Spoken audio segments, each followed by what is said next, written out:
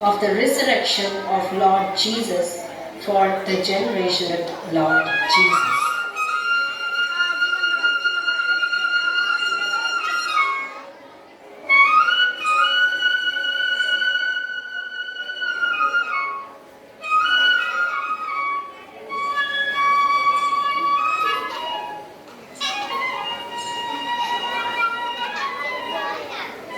ഇതാര് അന്യനാട്ടുകാരാണെന്ന് തോന്നുന്നു.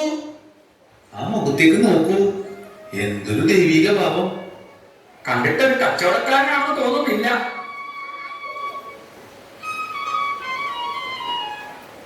ദാ നോക്കൂ, കക്ഷി നമ്മുടെ അടുത്തേക്ക് വരുന്നു. ആരിത്? ഞാൻ പൗരസ്ത്യ ദേശക്കാരനാണ്. നിങ്ങൾക്കൊരു സദ്വാർത്തയുമായിട്ടാണ് വന്നിരിക്കുന്നത്. സദ്വാർത്തയോ? നിങ്ങൾ ആരാണ്? ഞാനൊരു പണിക്കാരനാണ്. കെട്ടിടം പണിക്ക് ആവശ്യമായ എല്ലാ പണികളും എനിക്കറിയാം. ഓ, അപ്പോൾ ജോലി തേടി വന്നതാണല്ലേ? ഈ നാട്ടിലെ ഒരു നാടുവാഴി അദ്ദേഹത്തിന്റെ കൊട്ടാരം പണിക്കായി എന്നെ ക്ഷണിച്ചു. ദൂരം അധികമായതിനാലും എനിക്ക് അറിയാത്ത സ്ഥലമായതിനാലും ഞാൻ തീരെ വരാതിരിക്കുകയായിരുന്നു. പക്ഷേ എന്റെ ഗുരു, എന്റെ കർത്താവ് എന്നോട് ആവശ്യപ്പെട്ടു. നിങ്ങളുടെ ഗുരുവോ? അതാരാണ്? സ്വന്തം ജനങ്ങൾക്ക് വേണ്ടി സ്വന്തം ജീവൻ ബലികഴിക്കുകയും മരണത്തെ ജയിച്ച് ഉത്ഥാനം ചെയ്യുകയും ചെയ്ത ഒരു ദൈവത്തെ പറ്റി നിങ്ങൾ കേട്ടിട്ടുണ്ടോ? നല്ല ശേലായി. അങ്ങനെ ഒരാളുണ്ടോ? അതാണ് ഞാൻ പറഞ്ഞത്. രക്ഷയുടെ സദ്വാർത്തയുമായിട്ടാണ് ഞാൻ വന്നിരിക്കുന്നത്. അപ്പോൾ നിങ്ങൾ നാടുവാഴിക്ക് വേണ്ടി കൊട്ടാരം പണിയാൻ വന്നതല്ല അല്ലേ? ഉവ്വ്, അദ്ദേഹത്തിന് വേണ്ടി അതിമനോഹരമായ ഒരു മാളിക പണിയുകയും വേണം. നിങ്ങൾ ഏതോ ഒരു ഗുരുവിന്റെ കാര്യം പറഞ്ഞല്ലോ, അദ്ദേഹം എവിടെയാണ്? അതിവിദൂരമായ പൗരസ്ത്യ ദേശത്തു നിന്നും. നിങ്ങളെ അദ്ദേഹം തനിയെ വിട്ടത് എന്തിനാണ്? സുഹൃത്തെ, എന്റെ ഗുരുവിന്റെ അനുഗ്രഹമല്ല, അദ്ദേഹം തന്നെ എന്റെ കൂടെയുണ്ട്. എന്താണ് ഈ പറയുന്നത്? അതെ, അന്ധകാരത്തിന് നിഴലിലിരിക്കുന്ന സത്യദൈവത്തെ പറ്റി ഒരിക്കലും അറിഞ്ഞിട്ടില്ലാത്തവർക്ക് സത്യത്തിന്റെ വഴി കാണിക്കാൻ വേണ്ടിയാണ് എന്റെ ഗുരു എന്നെ അയച്ചിരിക്കുന്നത്. നിങ്ങൾ എന്തുട്ടാണ് ഈ പറയുന്നത്? ശുദ്ധമോശം. സുഹൃത്തെ, ഞാൻ ഒന്നും പറഞ്ഞു തുടങ്ങിയിട്ടില്ല. മുഴുവൻ കേൾക്കുമ്പോൾ മാത്രമേ ഞാൻ പറയുന്നത് എന്തെന്ന് നിങ്ങൾക്ക് ഗ്രഹിക്കുവാൻ കഴിയൂ. ഗ്രഹിച്ചാലോ നിങ്ങൾ പിന്നെ ആ വഴിയെ മാത്രമേ നടക്കുകയുള്ളൂ.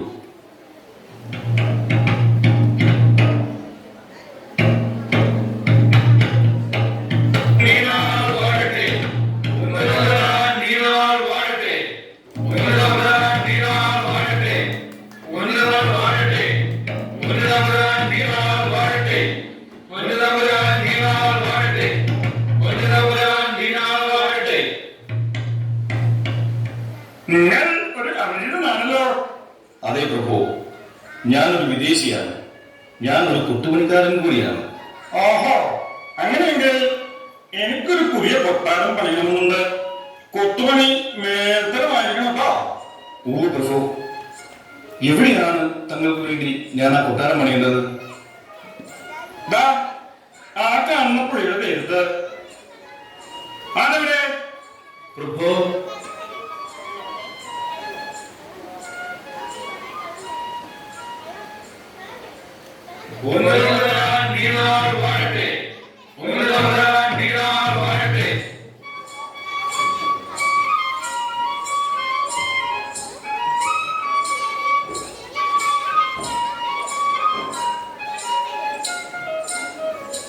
രാജാവേ, താങ്കൾക്കുള്ള മനോഹരമായ ഒരു മാളിക ഞാൻ പണിതു കഴിഞ്ഞു.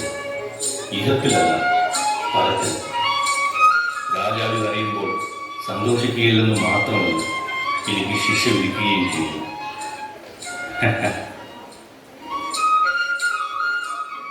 ഗുരുവേ, ഗുരുവേ, എന്നെ സുഖപ്പെടുത്തിയാലും ഗുരുവേ, അങ്ങയുടെ ദൈവമായ കർത്താവിന് എന്റെ ഈ മുടത്തു മാറ്റാൻ കഴിയുമെന്ന് എനിക്ക് പൂർണ്ണ വിശ്വാസമുണ്ട്. സഹോദര, നീ പൂർണ്ണമായും വിശ്വസിക്കുന്നു ഗുരു. എങ്കിൽ ദൈവമായ കർത്താവ് നിന്നെ സുഖപ്പെടുത്തട്ടെ.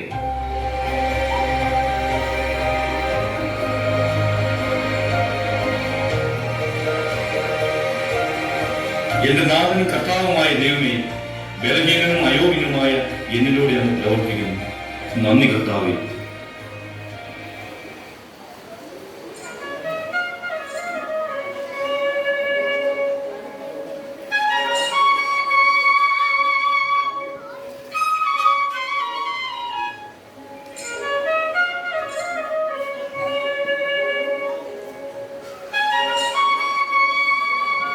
നിങ്ങൾ എന്താണ് ചെയ്യുന്നത്? ഈ തട്ടി അല്പം പൊങ്ങി കിട്ടിയിരുന്നെങ്കിൽ ഇതിനെ ഇവിടുന്ന് മാറ്റാമായിരുന്നു. അതെന്തിനാണ് അങ്ങനെ ചെയ്യുന്നത്? തിരുനാളിൽ ആഞ്ഞിരിക്കുമ്പോൾ വെള്ളം അടിച്ചു കയറി ഞങ്ങളുടെ വീടുകൾ നാശമുണ്ടാകുന്നു. നിങ്ങൾക്ക് ഞാൻ എന്താണ് ചെയ്യുന്നത്? ഇത് ഇവിടെ നിന്ന് മാറ്റി ഒരു ഉയർന്ന തിട്ട ഉണ്ടാക്കിയാൽ വെള്ളം അടിച്ചു കയറുന്നത് തടയാമായിരുന്നു.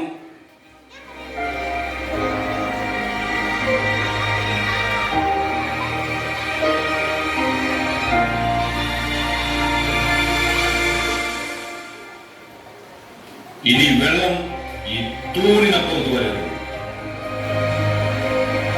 ഇനി വെള്ളം അടിച്ചു കയറി നിങ്ങൾക്ക് ശല്യം ഉണ്ടാകും. സത്യദൈവത്തിൽ നിങ്ങൾ വിശ്വസിക്കുന്നു, അവിടുത്തെ നിങ്ങൾ ആശ്രയിക്കുന്നു. ദൈവം സ്നേഹമാണ്. അന്ധവിശ്വാസങ്ങളുടെ അന്ധകാരത്തിൽ നിന്നും ഈ ദേശവാസികളെ പ്രകാശത്തിലേക്ക് അണിയിക്കാനാണ് എന്റെ നാഥൻ എന്നെ ഇവിടേക്ക് അയച്ചത്. നിങ്ങൾ ഒരു സത്യദൈവത്തെ പറ്റി എപ്പോഴും പറയുന്നുണ്ട്, എന്നാൽ ഞങ്ങൾ ഇതെങ്ങനെ വിശ്വസിക്കും? മനുഷ്യകുലത്തിന്റെ രക്ഷയ്ക്കായി സ്വന്തം പുത്രനെ ഭൂമിയിലേക്ക് അയക്കുകയും പുത്രൻ സ്വജീവൻ ഹോമിച്ച് മാനകുലത്തെ രക്ഷിക്കുകയും ചെയ്തു. ഇതുപോലെയുള്ള ഒരു ദൈവത്തെ പറ്റി നിങ്ങൾ കേട്ടിട്ടുണ്ടോ? ഇല്ല. ദയവായി നിങ്ങളൊന്ന് തെളിച്ചു പറഞ്ഞു തരാമോ? സ്നേഹനിധിയായ ആ ദൈവത്തെ പറ്റി പറയുവാനാണ് ഞാൻ ഇത്ര ദൂരം താണ്ടി വന്നത്. ദൈവം എന്തിനാണ് സുപുത്രനെ ബലി കഴിച്ചത്? മരിച്ച ദൈവപുത്രൻ ഇപ്പോഴും ജീവിച്ചിരിക്കുന്നു എന്നാണോ നിങ്ങൾ പറയുന്നത്? ഞാൻ അങ്ങനെ പറഞ്ഞു പറ്റിക്കാൻ നോക്കണ്ട. കൂടുതൽ പറഞ്ഞ് ആളുകളെ തിരിക്കാൻ ശ്രമിച്ചാറുണ്ടല്ലോ, നിങ്ങളുടെ ജീവൻ തന്നെ അപകടത്തിലാകും. നോക്കൂ സഹോദരങ്ങളെ, തന്റെ ജീവൻ കുരിശിൽ ഹോമിച്ച ദൈവപുത്രൻ മൂന്നാം ദിവസം വിജയശ്രീ ലാളിതനായി ഉയർത്തെഴുന്നേറ്റു. നമുക്കായി അടയ്ക്കപ്പെട്ടു പോയ സ്വർഗത്തിന്റെ വാതിൽ തുറന്നു തരികയും ചെയ്തു.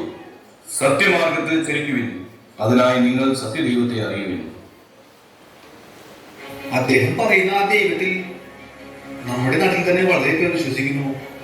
ജലത്താൽ അദ്ദേഹം അവരെ സ്നാനം ചെയ്യുന്നു. ശരിയാണ്. ഇതിൽ സത്യമില്ലെങ്കിൽ ഇത്രയേറെ പേർ ആ മതത്തിലേക്ക് ആകർഷിക്കപ്പെടുമായിരുന്നില്ല. ഇല്ലില്ല, ഇയാൾ പറയുന്നത് നമ്മൾ വിശ്വസിക്കണ്ട. ഈ പോക്ക് പോയാ ഈ ദേശക്കാരൻ മുഴുവൻ മതം മാറി ക്രിസ്ത്യാനികളാകും. ഇയാളെ ഇങ്ങനെ വിട്ടുകൂടാ. നമ്മൾ അയാളെ ദ്രോഹിക്കുന്നത് എന്തിന്? ഇവിടെ വന്നിട്ട് എല്ലാവർക്കും നന്മകൾ മാത്രമേ അയാൾ ചെയ്യുന്നുള്ളൂ. കഷ്ടം. ഇതാണോ നന്മ? നമ്മുടെ പൂർവികരുടെ വിശ്വാസത്തിനെതിരെയാണ് ഇയാൾ വാളുയർത്തിയിരിക്കുന്നത്. നോക്കുക, നമ്മുടെ വിശ്വാസം സത്യമായിരുന്നില്ല. ആ തിരിച്ചറിയലല്ലേ മതമാറ്റം നടന്നിട്ടുള്ളത്.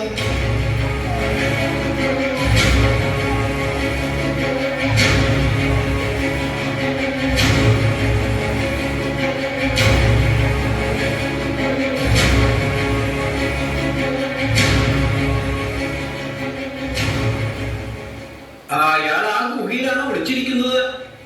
പല രാജകുടുംബങ്ങളും അനേകം ബ്രാഹ്മണരും അയാളുടെ വാക്കുകൾ വീണ് മതം മാറി. അയാൾ ഒത്തിരി അത്ഭുതങ്ങൾ അടയാളങ്ങൾ കാണിച്ചിട്ടുണ്ടായിരുന്നു.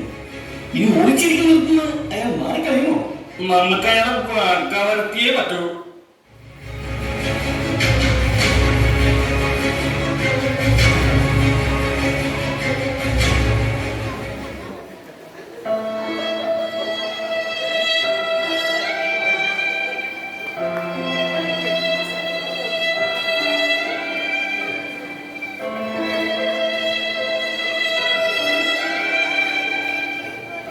എന്റെ നാഥനും കർത്താവുമായ യേശുവേ, അങ്ങനെ ഏൽപ്പിച്ചിരുന്ന ദൗത്യം ഞാൻ ചെയ്തു കഴിഞ്ഞു. എനിക്ക് അവിടത്തോട് ചേരുവാൻ സമയമായി എന്ന് ഞാൻ മനസ്സിലാക്കുന്നു. അങ്ങിൽ വിശ്വസിച്ച എല്ലാവരെയും അനുഗ്രഹിക്കണം. എന്റെ കർത്താവേ, എന്റെ ദൈവമേ, എന്റെ കർത്താവേ,